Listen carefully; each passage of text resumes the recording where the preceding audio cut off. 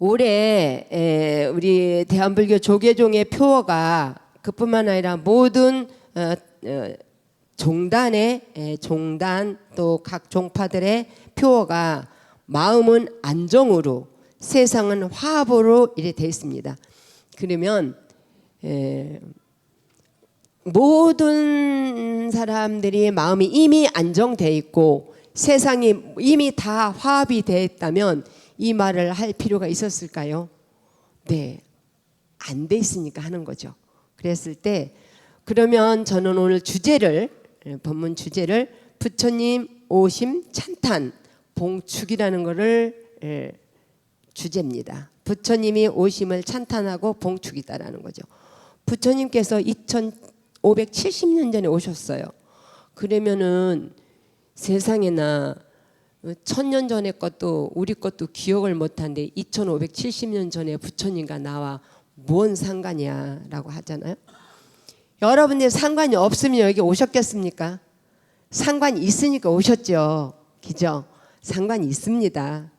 그래서 어떻게 보면 이때가 되면 꼭 하는 그 부처님의 사자후가 있어요. 천상천하 유아덕존 삼계계고 아당한지, 그걸 다른 말로 일체계고 아당한지 이렇게 돼 있는데 천상천하는 다 알아요. 그런데 이 천상천하 유아독존이라는 그 사자후를 설법을 그대로 그냥 용어대로 직설 독해 그걸 풀면 그냥 하늘 아래 땅 위에 내가 가장 높다 이런 소리인데, 그거를 본질이나 본질, 본성, 본래 그 근원을 따지면요, 이 세상에 누가 안 높은 사람 어디 있어요? 내가 없으면 아무런 것도 소용이 없어요. 내가 없으면, 내가 있을 때 모든 의미가 닿지, 내가 없으면 금덩어리 가면 소용이 있으며 대통령이 가면 소용이 있겠어요. 그래서 모든 존재 자체가 귀하다 이런 의미로 설명을 합니다. 그리고 삼계계고 아당한지라 소리는 어디 이 우주 속의 삼계는 어떻게 보면은 욕계새끼 무새끼를 하지만 그거는 전문 용어고, 다른 말로 말하면 온 세계가 다 괴롭더라. 온 세계가 다 괴로워서 아당한지 내가 그것을 편안하게 해주리라 라는 소리예요. 그럼 그걸 비상적으로 보면 그 애기 부처님이 어떻게 편안하게 해준다는 거야 라고 할 수 있어요. 근데 그거를 깊이 더 들어가면 각자가 편안함을 이미 간직하고 있는 겁니다. 이미. 그런 부처님이 천상천하 유아독존 삼계계고 아당한지라는 것을 쭉 하니 사자후를 하셨다는데, 그것이 진짜야 가짜야 어떻게 할 수 있어? 필요 없습니다. 그냥 믿는 겁니다. 그러면 다른 말로 말하면 이런 아이들도 태어난 아이들이 우리도 이미 생이지지로 아는 것이 있는데, 그래서 뜨거운 밥을 먹기 전에 엄마 사랑의 젖 하얀 젖을 먹을 때 1년 동안 먹을 때는 알잖아요.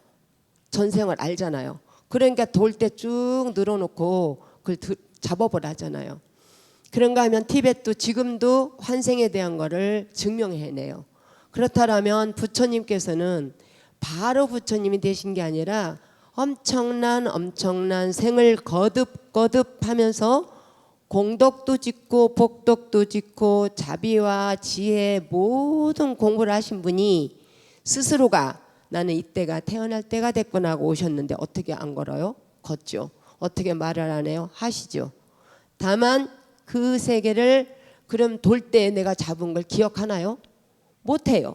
그러나 그걸 계속 잡았다라는 것은 어른들이 알아요. 부처님도 그렇게 동서남북으로 7걸음을 걸으면서 그런 사자후를 하시고는 아기로 돌아가셨겠죠. 아기 자리로 가셨겠죠. 그죠? 이래서 부처님께서는 그렇게 훌륭한 분으로 오셨다라는 거예요. 그런데 이 2026년 지금의 이 급변하는 사회, 급변을 하잖아요.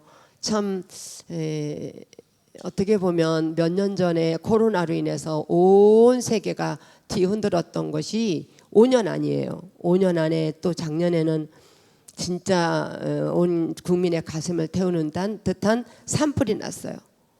그리고 그 사이에 국내는 아니지만 전쟁이 났어요. 전쟁이 계속됐어요. 그러면 우리 밥상까지 영향이 왔어요. 매일같이 타고 다니는 자동차에도 영향이 왔어요. 이렇게 어려운 급변하는 사회에 이 부처님 법이 어떻게 필요한가, 어떻게 나한테 도움이 되는가, 이런 얘기입니다. 그래서 부처님의 그 걱정을 늘 하잖아요. 어떻게 살 것인가, 어떻게 될 것인가라고 하잖아요. 그게 불안하고 세상은 혼란스럽죠. 근데 부처님의 그 탄생설화에 보면은 자타가 이런 거, 또 번생담 이런 거 보면 부처님께서는 100세를 사실 수가 있어요. 100세를 사실 수 있는 명을 갖고 태어나셨어요. 그 당시에는 명이 다 짧았는데, 근데 80세만 사시면서 20년을 수용할 수 있는 복량을 다음 미륵 부처님이 오실 때까지 나의 이름을 한번 부르거나 내 탑의 그림자만 한번 스치는 자, 어떠한 자라도 인연에 털끝만한 인연이 되는 자에게는 의식주가 걱정 없이 이 복량을 받게 하리라, 이런 원력이 있다는 거예요. 그래서 지금도 기도를 하면 다 먹고 살아요. 일단은 기도를 하면은 궁하지 않아요 라고 하는 것이고, 그러면 이제 급변하는 사회에서 우리는 어떤 것으로 살아가는가, 어떤 것으로 살아가는가 하면요, 정치로 살아가요? 뭘로 살아가요? 결국에는 내 힘으로 살아요. 내 힘으로 사는데 뭘로 살아요? 내 마음과 몸과 성실함으로 살아요. 그래서 부처님께서는 그래 놓으신 거예요. 내가 천상천하 유아독존으로 왔다. 그래서 사실적으로 보면은 이렇게 내가 성자로 왔고, 근본적으로 보면 나와 똑같이 모든 상대들도 존귀하다. 그리고 내가 피상적으로 볼 때는 내가 편안하게 할 것이다. 그거를 근본적으로 보면 각자 편안을 안고 있다. 이거를 다른 말로 암경에서 말씀하실 때 모든 것의 원동력은 마음이다. 마음이 정도를 따르면 우주는 편안해진다. 이렇게 해놓으셨어요.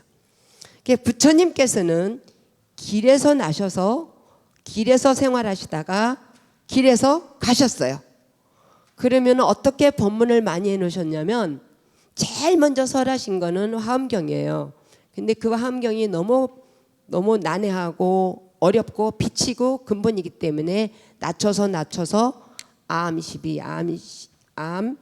12년, 방등경 8년, 반야경 21년, 법화경 8년 다 전부 다 해서 49년 동안 84,000 법문을 해놓으셨어요. 84,000 법문을. 이래서 이 길에서 나셔서 길에서 생활하시고 길에서 가셨다라는 것은 몸서 진리를 보여주시고 실천하신 겁니다. 그의 오신 뜻은 뭐냐면, 오신 뜻은 금강경에 해놓으셨잖아요. 나는 왜 이 세상에 왔는가라고 했을 때 모든 사람들을, 고통스럽게 사는 사람들에게 법을 열어서 계시, 10개자 보일시자, 계시, 깨달을 자 들어갈 입자, 내가 법을 열어 보여서 모두가 고통이 없는 세계로 깨달아 들어가겠군요 하려고 이 세상에 왔다, 이러셨거든요. 그래서 우리는 그절 그 스님 믿고 다니시잖아요. 그절 그 스님 믿고. 그래서 우리는 부처님 모신 날을 찬탄하고 축하하고 봉축해야 되는 거예요.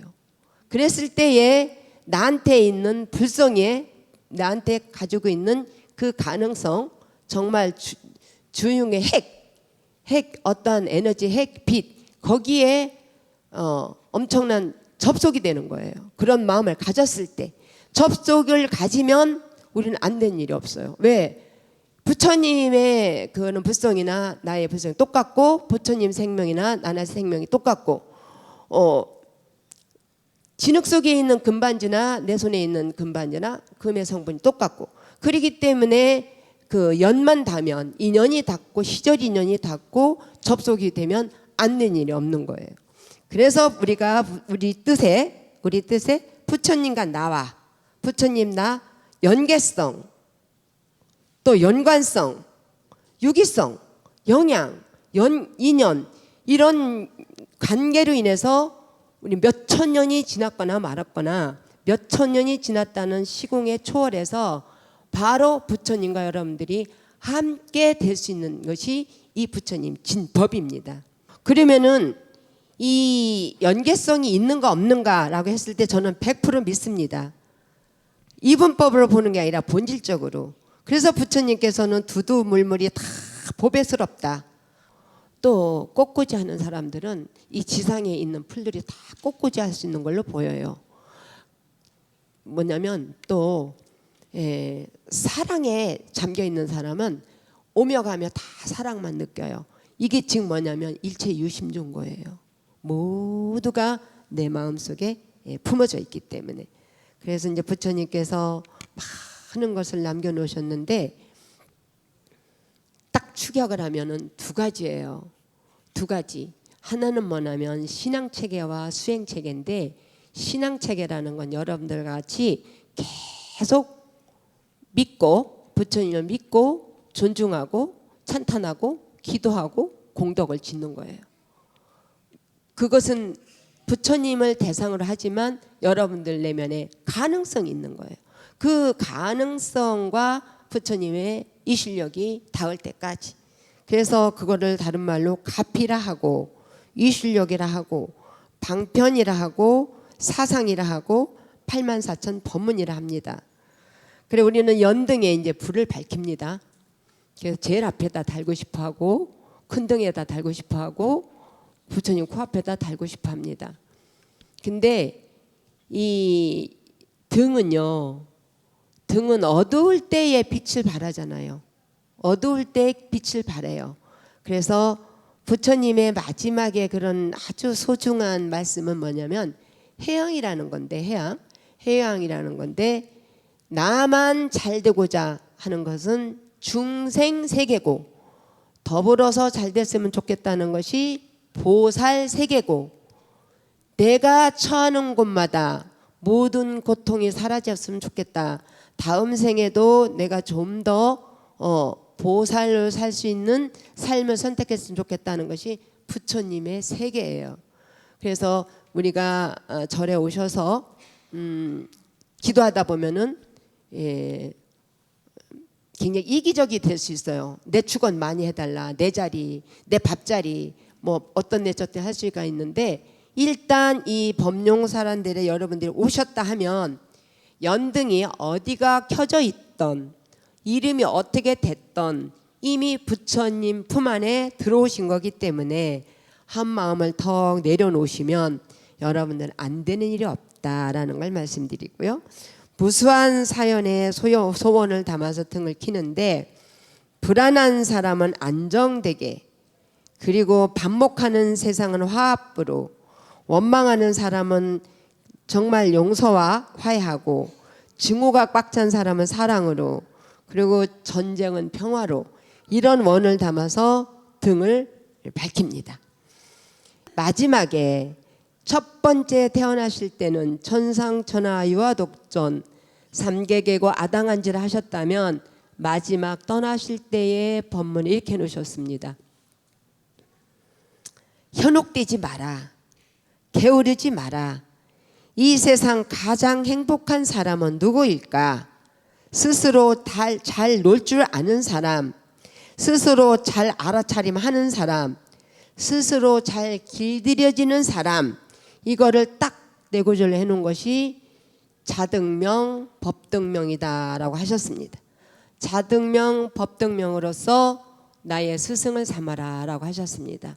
그래서 꾹꾹 한다라면 부처님 오신 나를 찬탄하고 봉축하고 부처님과 나와 아무리 2000 570년이 됐다 하더라도 지금도 부처님 법은 우리에게 절대적으로 연관성이 있고 하나인 거예요. 그래서 우리는 기도를 해서 나만 잘 되고자 하는 것이 아니라 좀 더 회양하는 마음, 좀 더 베푸는 마음, 좀 더 편안하게 됐으면 좋겠다라는 광대한 원을 가졌을 때 내 작은 원은 스스로 된다. 그리고 이렇게 등에다가 손을 많이 밝힌 그 공덕으로 여러분들이 행복하시고 건강하셨으면 좋겠습니다.